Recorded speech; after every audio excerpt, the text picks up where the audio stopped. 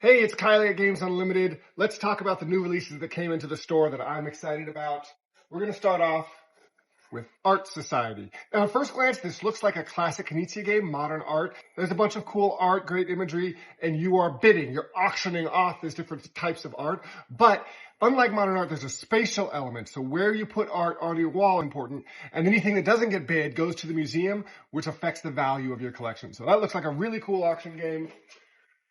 Right next to it, we've got, oh, my brain! So this one I hadn't played before. This is a little card game like a shedding game, meaning you're trying to get rid of your cards. In this game, you're camping, the zombies have come, and the cards are the zombies. So of course you're trying to get rid of the cards, or, kind of like outrunning a bear. You don't have to outrun the zombies. You just have to outrun your friends so that you don't get eaten. Daybreak. I was excited about this one when it was on Kickstarter. This is a game about trying to solve climate change, to minimize climate change. The game itself is all compostable, sustainable products. There's no plastic in here.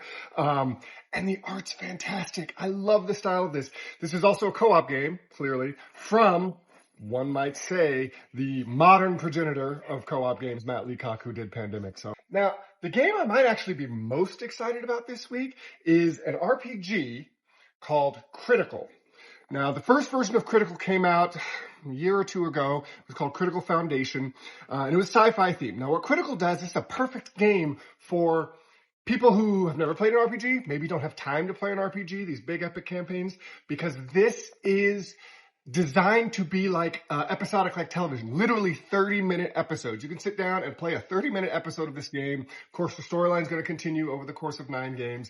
I've played the original, the sci-fi themed one. It's very much almost like not quite a choose your own adventure. Like the story is very clear for the GM, but there's a lot of room to improvise, so it doesn't feel like you're just going on rails. Great introduction to RPGs. One of the ones I want to play with my kids. Oh my gosh, Sky Team.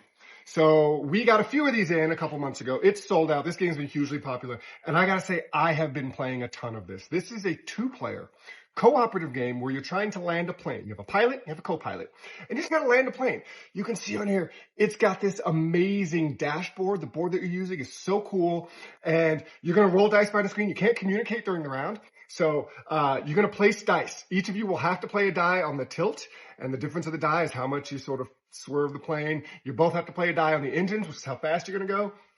And then there's other knobs and switches. You start adding in interns and fuel gauges and wind and stuff like that. It's just fantastic. I think Sky Team could be a top seller, assuming we get enough quantities. It's been hard to get a hold of. So if you're interested in Sky Team, I definitely recommend you pick this one up soon.